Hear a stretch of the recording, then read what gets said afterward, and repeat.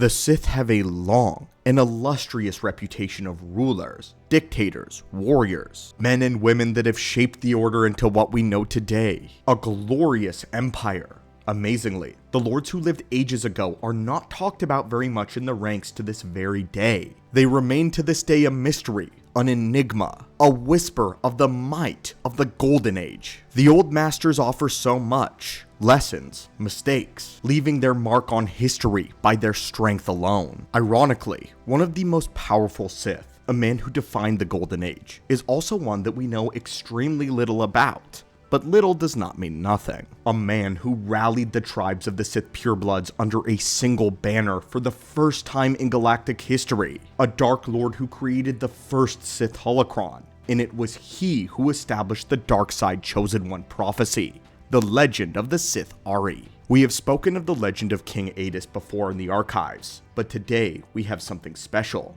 Everything we've learned in one complete entry. A timeline of his conquest from the moment of his greatest triumph, to the legacy of his title, to the very journeys of his holocron. So pay your respects as we open a holocron and explore the history of the first Sith King. King Adis was born sometime before the year 28,000 BBY on the world of Korriban. The Sith of this era were not as we know it. They were a red-toned alien species with a deep innate connection to the dark side, born with a connection to the dark side. Because of this, their world was in a constant state of civil war. Only the strongest were meant to rule by their religion, but the argument was over exactly who the strongest was. Always in dispute. That was until Adis arrived. From birth, he was set apart from the others of his species by being far larger and extraordinarily strong. But there was something else about him. Unlike those who had been born red, King Adis was born with pitch black skin. His connection to the dark side was even more potent than any who had come before him, and because of all of these traits, he was considered chosen. Adis would be raised as chosen by his tribe, who made sure to give him a complete education on all of the Sith.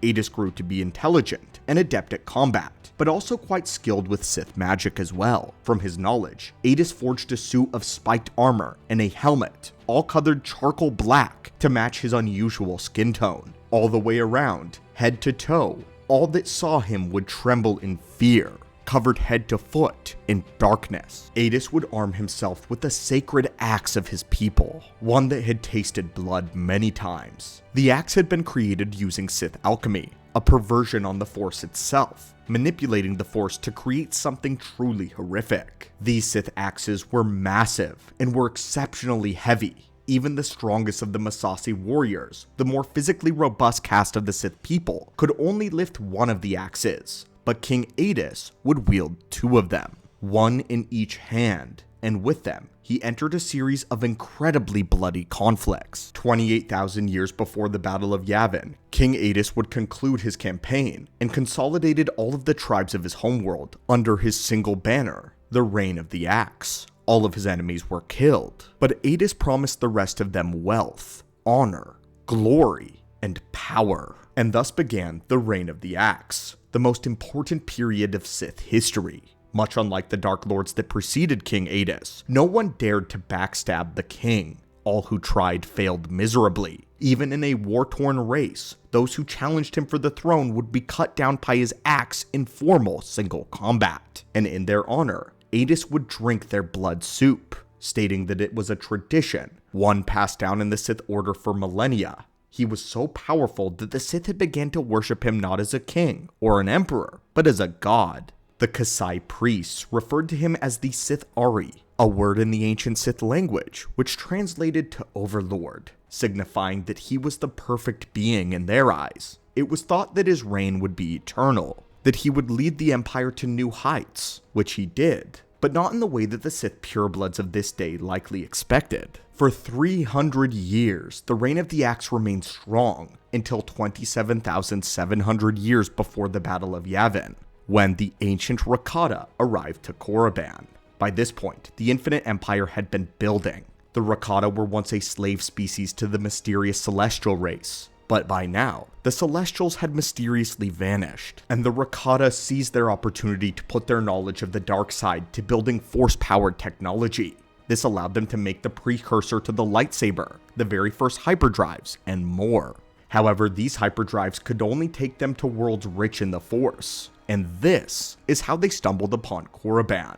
The MO of the Rakata were that they were to use their superior technology, as well as knowledge in the dark side, to stomp their opposition to dust, conquer wherever they pleased. However, when discovering Korriban, they noticed just how strong they were, but more specifically, the Sith people idolized their king. Adis was the true threat. Even to the Rakata, those acclimated to the dark side understood the magnitude of power that Adis wielded, and more importantly, what Adis represented to his people. And at this moment, the Rakata knew that the conquering of the Sith would not be an easy task, and that they had to evolve, to change the tactic. The Rakata decided to approach King Adis with diplomacy, to lull him into a state of comfort. They did this by sharing their knowledge of holocron technology with him, teaching him how to create his own holocron, to store his own knowledge and glory. And this is where King Adis would go to work, creating the most infamous holocron in all of the lore, but we will be revisiting this holocron later in our story. Despite all of the gifts given to him by the Rakata, the Sith Ari was no fool. He could smell their bloodthirst. He had been born of it himself. Soon, the Infinite Empire grew more brazen with their attempts to invade Korriban, and a war was officially declared. The Rakata were powerful, but more importantly, they were arrogant, and they did not realize exactly what they had bargained for with this species. Unlike the other worlds that they had conquered, Korriban was familiar with the dark side. While not as technologically advanced, they knew their way around sorcery, and they were warriors sharpened to perfection. And to make things worse, they were led by a god. The Rakata landed in the fields of Korriban with their ships, only to be met with the armies of the Sith shouting their god king's name in ritualistic chants. This image would be the last thing that the army of the Infinite Empire would see, as the Sith warriors vehemently defended their home. The battle was vicious, and the Rakata would learn the meaning of the reign of the axe. King Adis was of course there as well, personally hacking down dozens of Rakata warriors with his giant metal weapons. He did not need technology, he was his own instrument of war. Even in his now advanced age, King Adis had no equal in combat. Despite all of this though, King Adis's court magician would be captured by the Rakata and put in their prison. For revenge, Adis ended up capturing many of his enemy ships, turning them against the Infinite Empire. In the process, it seems that he also collected a red-bladed force saber for himself, which was the precursor to the modern lightsaber. King Adis would not only drive the Rakata off of Korriban, but would chase them through the worlds of Ziost, Malachor V, and Tund, pursuing his enemy until the threat was entirely out of Sith space. But during this time, one man took the opportunity to betray King Adis. A man by the name of Yashir KL would gain the title of the Betrayer of Adis in this war, before being captured by the Rakata. We have no records of what he did in order to betray his king, however, but we do know that Adis would shortly die after his victory, with King Adis apparently succumbing to the many injuries he sustained in the bloody war for the freedom of the Sith people, as he died with their liberation. Although the Sith people had gained much from the Rakata's visit in the way of technological advancement, this had come with the loss of their god king. The legacy of Adis would live on in many places, with him being buried in a place of honor in the Valley of the Dark Lords. Monuments to his accomplishments were erected across the Empire, including a funeral pyre known as the Mongrel Altar, which had a painted depiction of Adis's time in battle. But monuments fade with time. The true legacy of the axe was the title that he would leave behind, the Sith Ari. Many of the Kasai priests believed that the Sith Ari prophecy lived and died with King Adis, but the people of Korriban were superstitious and were convinced that the spirit of Adis would return in the form of a new savior one day, a new body, a new king. The prophecy would then be recorded as follows: the Sith Ari will be free of limits. The Sith Ari will lead the Sith and destroy them. The Sith Ari will raise the Sith from death and make them stronger than before. The confusing prophecy would lead to much disagreement and resentment, as well as speculation within the Empire for thousands of years. it is nowhere near as straightforward as the Jedi Chosen One prophecy, and has left much up to the interpretation of the reader. Without the stabilizing influence of King Adis, Korriban would change, unfortunately devolve into a state of civil war yet again, like the era in which King Adis arrived on Korriban. Many Dark Lords would claim the title of the Sith'ari, and as a result of the internal strife, the surface of Korriban would be devastated, and the Sith capital would need to be relocated to the world of Zyos, as Korriban itself decayed with the death of its king. Stability would eventually return to the worlds of the Sith though, and a new empire would be formed. One formed under the example of King Adis, how the Sith would gain power from the leadership of a strong individual. However, the foretelling of the Sith'ari had remained sacred, with the Junta Pal and the Dark Jedi arriving on Korriban 6,900 years before the Battle of Yavin. The Dark Jedi outcasts would observe the traditions of the Sith, and eventually figured out their culture well enough to conquer them completely, something that would have not been possible under Adis's rule. Their conquest was possible due to the Dark Jedi's dazzling abilities in the dark side of the Force, powers that the Sith had not seen before. And because of this, the Sith believed that the Dark Jedi were gods, perhaps from the same pantheon that Adis had stemmed from himself. The Sith would refer to their leader Ajunta Pal as the embodiment of Typhogem, their chief god. However, none of the Dark Jedi would claim the title of the Sith'ari. They were too afraid. They saw that the people of the Sith held it in such high esteem, and with such sacredness, that it was greater than any god could possibly hope to be. To the purebloods, the Sith'ari was the cornerstone of their culture and religion, and although he contemplated it, Ajunta Pal would reject the title, fearing the reaction of the masses, and the other 11 Dark Jedi would refuse the title as well. Even the legacy of King Adis was too much. His legacy would live on within the hearts and the minds of the Sith people. Having said that though, the Kasai did declare Ajunta Pal to be the blood heir to their god king, even if he himself was not a god. But the Dark Jedi would take something from King Adis, the knowledge contained within his holocron. Now, we have done an extremely detailed deep dive on the bloody history of Adis's holocron, but we will go over it again here briefly, as the reign of the Axe would continue onward with the influence of Adis's last possession and creation. The holocron itself didn't necessarily contain groundbreaking knowledge on the dark side, but it served more as a symbol of accomplishment. Although the knowledge within was not unique, the holocron itself was. It possessed a strong influence over those who possessed it, or even sought it. More than once, those who held the holocron became absolutely obsessed with it, and many would even devote themselves as servants to its will. The gatekeeper of the holocron, a simulacrum of King Adis himself, was considered to be unusually self-aware. He was very choosy about who he deemed worthy of his knowledge, and he was known to berate and outright deny access to Sith who he deemed as weak, something that was fitting concerning his legacy and personality. To the Sith, King Adis represented strength, and his standards were extraordinarily high.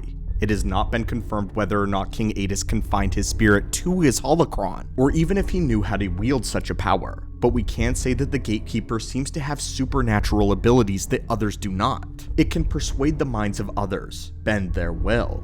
Most Sith holocron gatekeepers are deceptive and outright rude, choosing to withhold information from seekers they deem unworthy. But the holocron of King Adis and its gatekeeper has gone as far as to threaten the lives of those that fail him. And interestingly, though the gatekeeper itself has never killed anyone to our knowledge, his promise rings true. Terrible things have happened to those that fail it. Strange, unnatural consequences that lead to their death. There is something going on with the holocron that we do not completely understand. The holocron of Adis would be passed down to many Dark Lords of the Sith over the course of 2,000 years, and it would take 2,000 years for the Sith Golden Age to return. However, in what is known as the Great Hyperspace War of 5000 BBY, the holocron can be traced to a Sith Lord by the name of Lord Garu. Following Nag Saddau's defeat and the destruction of the old Sith Empire, the holocron was lost, but could be traced to the world of Ashas Ree. 600 years after this, it would be found again, this time by a character that we're familiar with, the fallen Jedi, Freeden Nad. Freeden would use this to become a self-taught Sith Lord. Adis's knowledge contained within the holocron may have been quite substantial after all, especially if it was enough for Frieden Nad to become one of the most powerful sorcerers that have ever lived amongst the Sith. Again, something Adis was quite well versed in. Frieden would use this knowledge to subjugate an entire world known as Onderon, and after his death, it was passed down to one of his students, one of his greatest students, by the name of Queen Amanoa. Queen Amanoa learned what she needed from the holocron and would give it to her servant known as Novar, who attempted to use its knowledge to teach a group of young Sith acolytes. A grave mistake. The knowledge of the holocron was not meant for a simple acolyte, let alone a group of them to be shared with so freely, without bloodshed, without consequence, without it ever being earned. The gatekeeper declared them all weaklings and threatened Novar within an inch of his life.